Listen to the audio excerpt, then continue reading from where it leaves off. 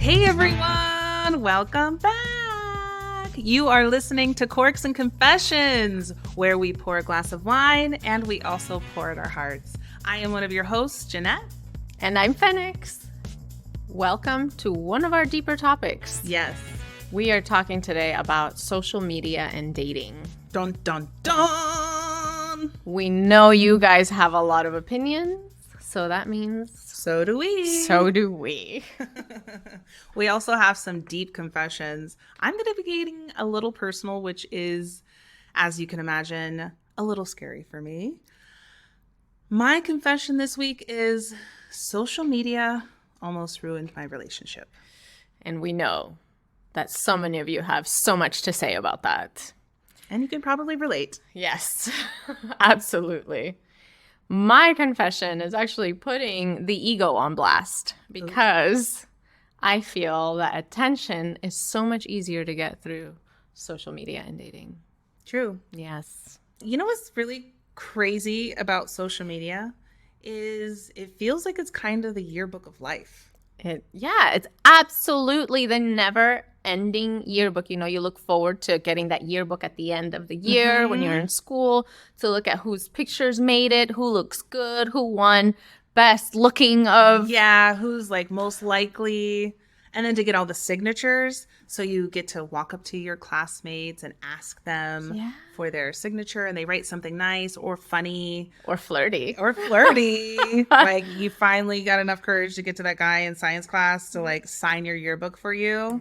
Yeah. But now, every day. Signatures are comments and likes. Hearting, liking, fire emojis. Who's friends with who? Who's dating who broke up with who? Yes. And you know what? People put their whole lives out there. They really do. What they're eating for dinner to where they spent their vacation, what romantic gesture their life partner did. And Valentine's Day, I don't even Don't even go there. Valentine's Day is like scrolling through everybody you ever knew in high school, college, work, past jobs that you left. Yeah. And you sort of remember that one guy that you worked with, and now you see his romantic dinner. Yeah, now that he had. Now you're like, oh, he's having dinner with this girl that I also knew, and they're dating, but he was just married, and like this whole circle that we can just our scroll is just us flipping through yearbook pages. It really is, and it's like that every day. Every day. Every single day. Wow. So it's kind of crazy. And you know, the interesting part too is anyone you ever dated is also like, that's kind of like what you were talking about, right? The dating pool is vast. And the access to it, is it comforting or is it not? You know, is it, you know, it's there. It's thrilling. You have at the tip of your fingers, you can just click on someone's name, and then you can click on their girlfriend or boyfriend's name, and then you can click on their ex's name, and it's like a rabbit hole. It is really a deep rabbit hole. I do think though, I mean, as far as like being single, and let's say you're traveling Europe, you can literally turn your phone on and find other singles in Europe. You used to have to just like walk into a bar and hope to run into a cute guy. Now it's like, why don't I just open my phone, open up my app, and I can find singles, other singles. That's crazy. That's wild. And I've never thought about that. You can date anybody in the world now with social media. So you can just open up their location and like hope to run into them, and they're like, oh, I see you. You can tell them. Yeah. Wow. Yeah. Yeah, I did not. If you want to fling in Hawaii, if you want to fling in Thailand, if you want to like meet up some hot Italian dude, you can do that now. And you don't have to go searching for it because you can have it on your phone. It's insane. It's insane, the access that people have. I think it's kind of great and also a little scary. Yeah, that's like, is it comforting? Is it not? Is it doom or gloom, or is it just the most thrilling experience that you can think of? I guess it depends on your experience. I have never used a dating app personally, but I feel like I think about my nieces and my nephews who are really young and they're traveling the world. I was like, man, I wish I had that. Yeah. I wish I had that because I feel like the friendships I could have gotten. Maybe not necessarily like long-term relationships, but The meeting people. yeah, I like that kind of access, I guess. Yes. Yeah. I've still also have never been on the dating apps, but I'm thinking about it. I have been thinking about it more lately. I think she should think about it. I think it'd be really fun. That's what I think. Oh, it makes my heart like stretch and also plummet at the same time. So does it make you feel anxiety about getting yourself out there?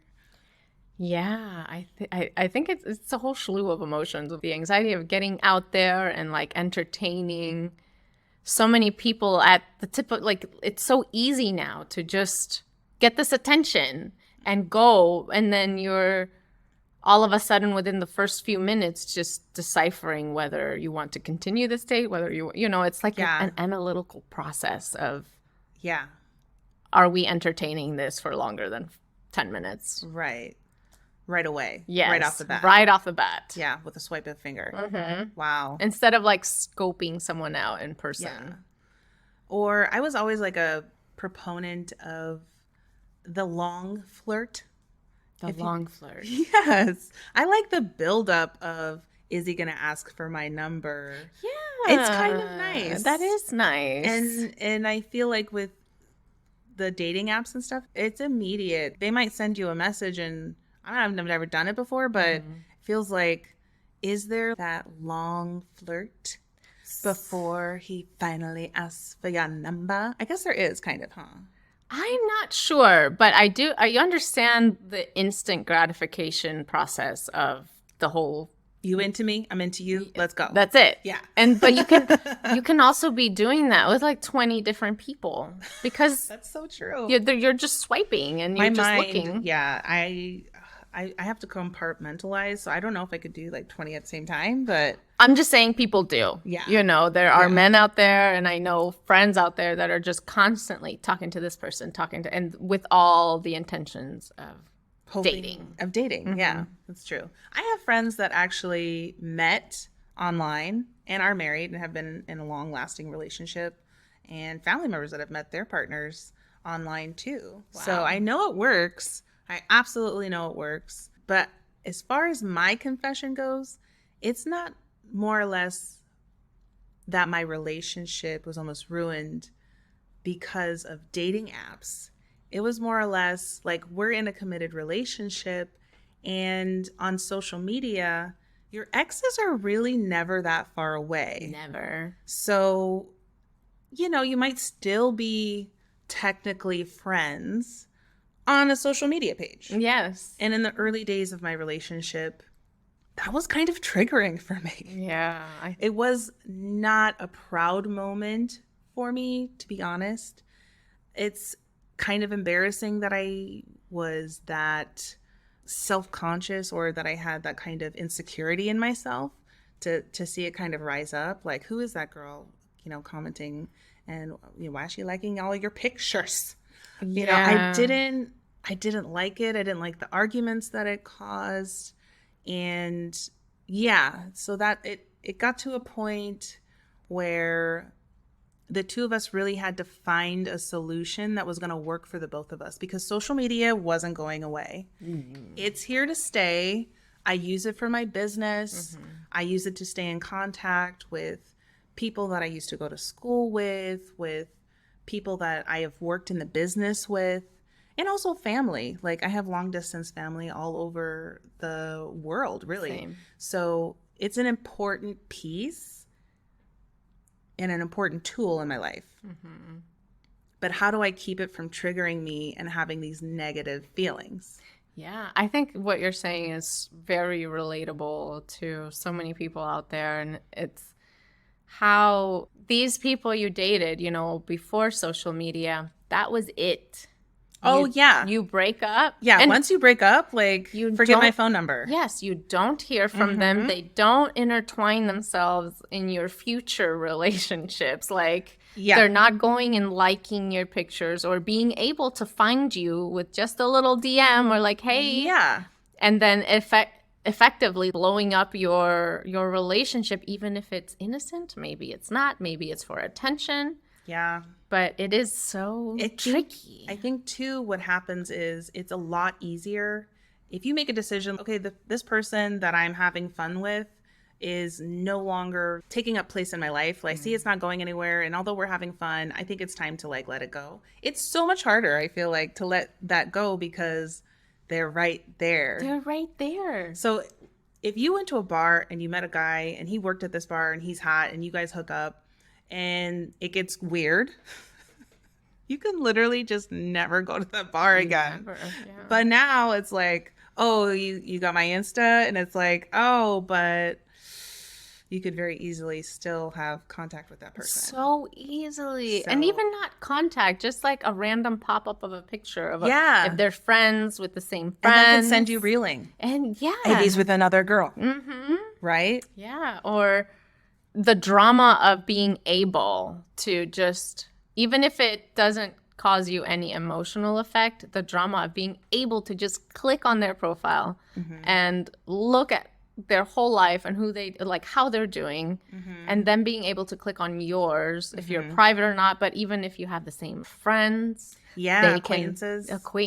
I know we have a lot of those. Yes, that's very true. It's so real. It's so present now. It is. And you know what we had to kind of decide to do at a certain point in a relationship is like exes are exes for a reason. Yeah. Whether it was serious or whether it was casual, delete, block, do not contact, and have a decorum of respect when you're navigating social media.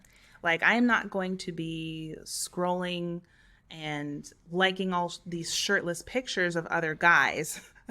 Yes. Or maybe people that I know in the business or whatever. Like, I'm just not going to. Or friends. I'm not going to do that because I find that I wouldn't like it if my husband was liking all of my hot friends and their bikini pictures all the time. I agree. And I feel like that's just a respect thing. It is. I don't think it's a jealous thing at all. I think it's a respectful thing. Like, you wouldn't do that. Exactly. And the other decision that we kind of made a long time ago, which I think is healthy for the both of us, is to decide that our relationship is private.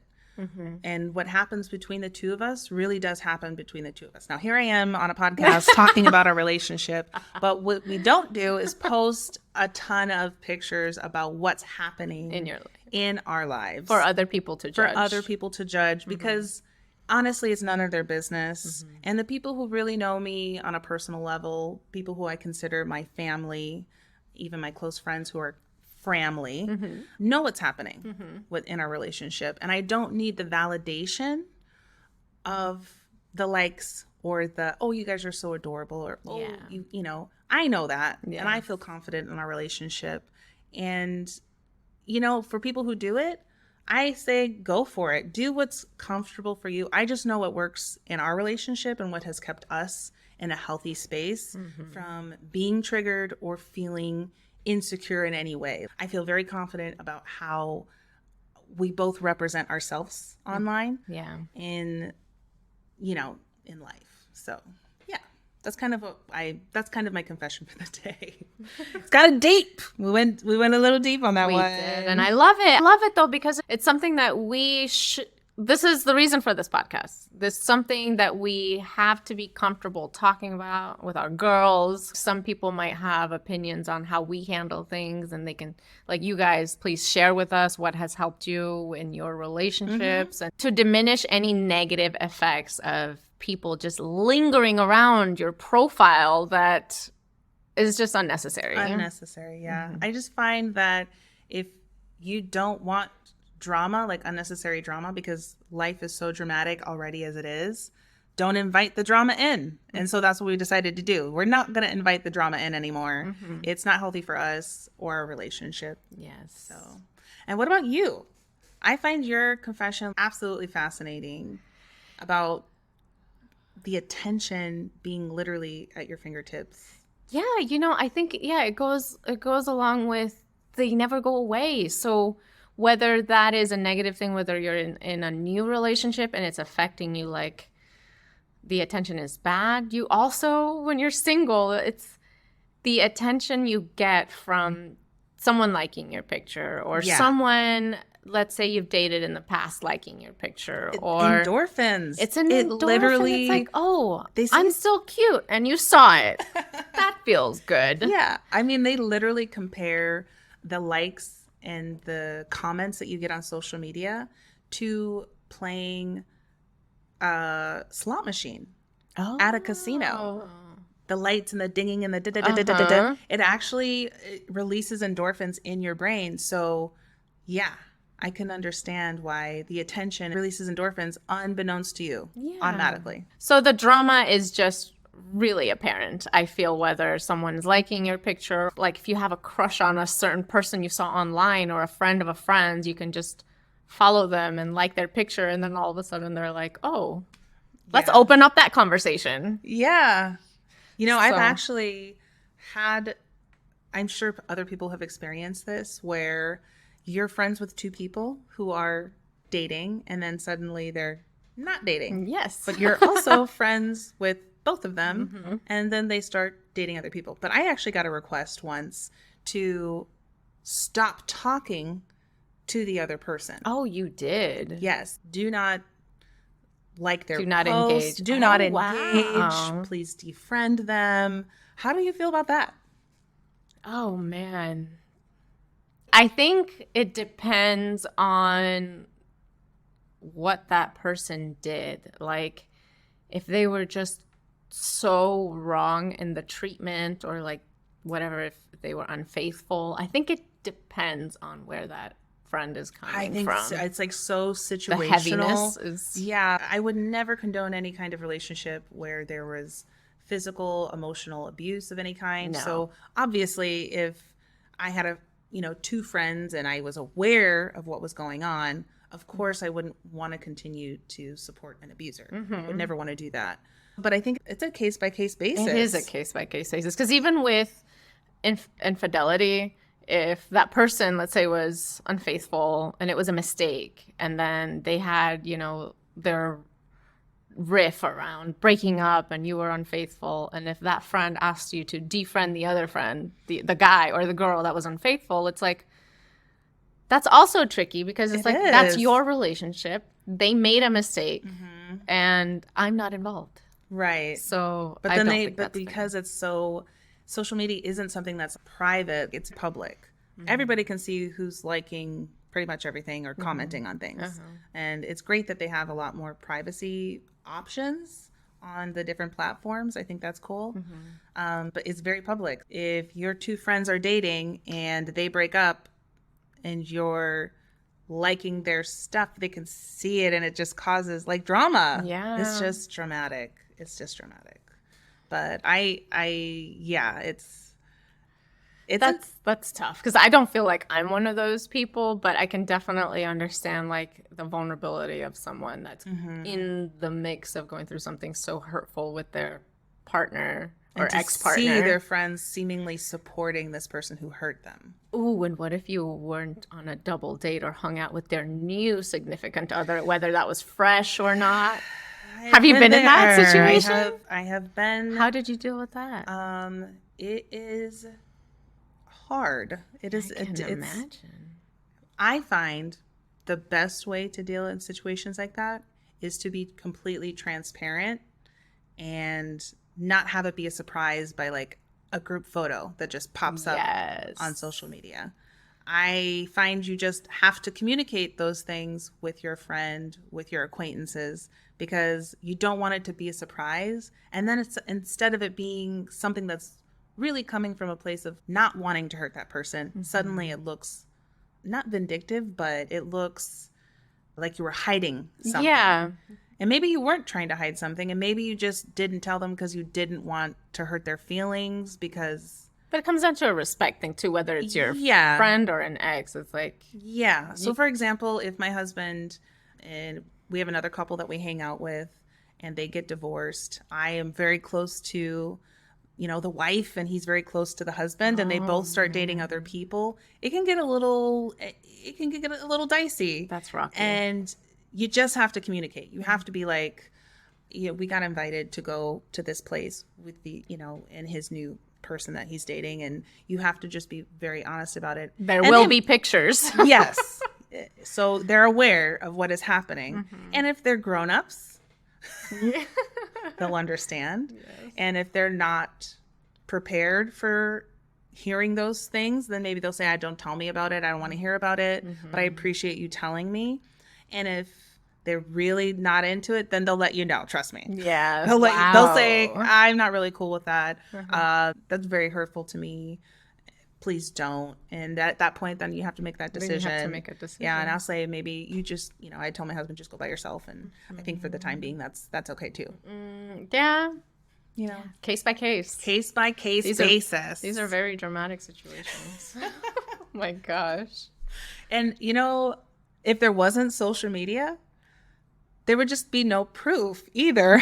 So it almost forces you to have to be transparent with your friendships. That's a very good point. If there was no proof that you were hanging out with your friend's ex-husband and his new girlfriend, how would they know if there wasn't social media? Before social media, it was just all gossip based. And you had to find out who's telling the truth. And is that So here's the thing. Is it worse? Is the drama worse because it's out there, or are rumors actually more hurtful and damaging because rumors can start off as partially true and then suddenly snowball into something different, whereas a picture is worth 1,000 words?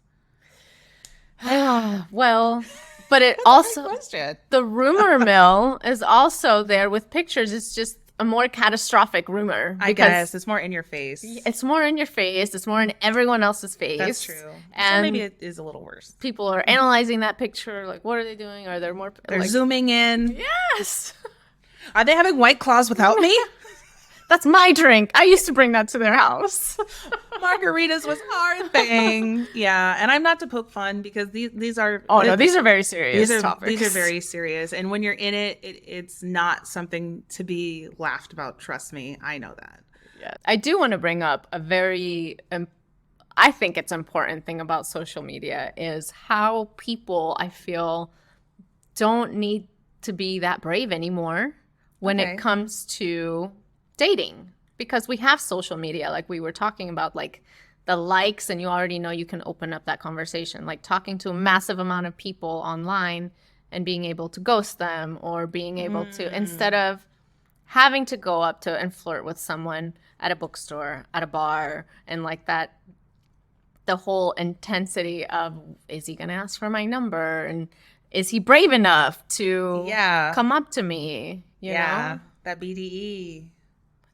Big dick energy. Oh, yes. We love that.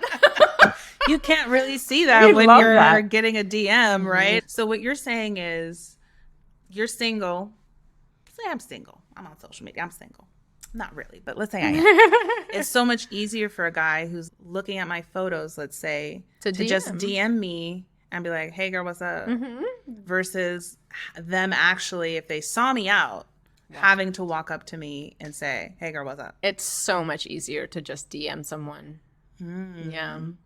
I think I would agree with that. It probably is. I also feel like, we haven't even talked about catfishing. Oh, that. Catfishing is a thing.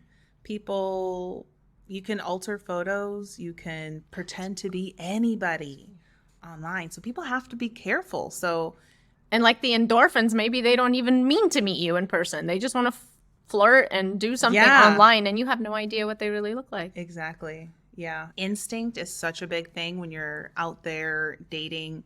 Like when a dude comes up to you, or whoever, you know, get the gut feeling. You get that gut feeling that this person is good people. You don't get a gut instinct when you're just looking at someone's photo online and they're showing you their best self, or whatever version, if they're real, or not real. Yeah. What do you think on that topic? What do you think of when you do meet and you have seen their pictures and kind of talked online? Are you clouded when you meet them? Like you have a gut reaction, let's say. But then all the time you've been talking and planning, and when you've talked on the phone and looked at their picture, so are you then clouded.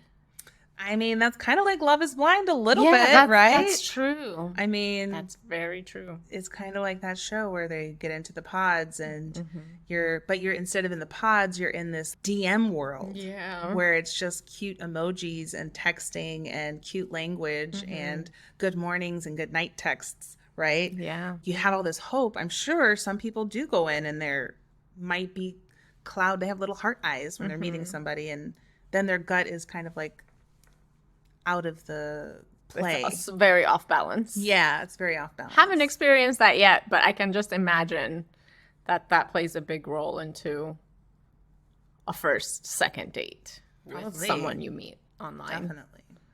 Okay, so I have a question.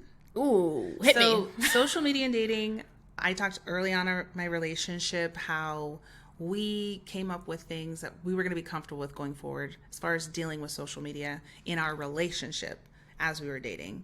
I have friends who are sharing social media pages where their husband and wife or their lifetime partners, and they actually share a page. So anything that happens on that page is known by their partner. It's like transparency times 1,000. How do you feel about that? What do you think? What are your thoughts? Oh, my gut says no. Okay, I'd love to hear why. My gut says not a fan. I'm just a big, I believe in trust and loyalty, and I understand why. I understand transparency. Mm-hmm. But I also really believe in freedom and individuality. Mm-hmm. And I don't feel like you can have that with a shared page, whether you're doing something wrong or not at all. Right. I just feel like that sense of freedom is not. It's just not going to be there if you share a page. Like, what would you be doing, I guess, let's say you didn't have a shared page, like you were like, no, I'm not going to do that, that's just not my thing. What are you doing on there? Are you doing anything on there that you wouldn't want your partner to know that you're doing on there? No, I mean, I've been in relationships while I've had my social media, and Right. I haven't, whether someone has DM'd me like an ex or not. I don't feel like there's anything to hide. It's just the sense of individuality and freedom. It would still feel like someone's just in my face. Like over your shoulder. Over my something. shoulder, Yeah. exactly. I think people who do it, good for you. That's great. Yeah. I think the friends that I have that are doing that, they're just not social media people. And Yeah. they don't have it for a business. They're like on there because they're just staying connected with, their friends or their family that are on there. And so it's just like it's so low on the totem pole as far as even having one in general. I'm sure their husband's like, I don't want to make one. Will you just let me have yours? Like just maybe casually keeping in touch with other people. Very casually, and it's like very low on the totem pole. Social media is just not a big part of like their world. It's, Yeah. That's such an interesting question. Yeah. I've seen that before, and I don't judge it. I don't hate on it, but I don't think I could do it. I can always tell, like, if I'm getting a message from one of them, which person it is. Yeah. That's fun. I know whether it's the husband or the wife. That's funny. That's such an interesting question. Yeah. I guess to wrap this episode, this was so enlightening, I think. Yes. I think I thought about things I haven't thought about in a while. And I don't want to say fun because I'm sweating a little, like talking about. I am too. It can be uncomfortable when, you talk about the things that do make you insecure. I think I'm a much more secure person than I was when I first started dating my husband. And I think it's really now all about balance.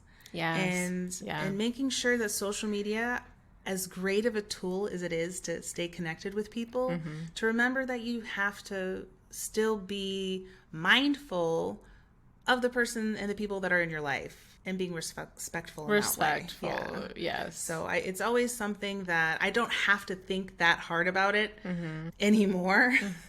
But when you're merging lives with somebody, it's something that we really had to put effort into. I totally see.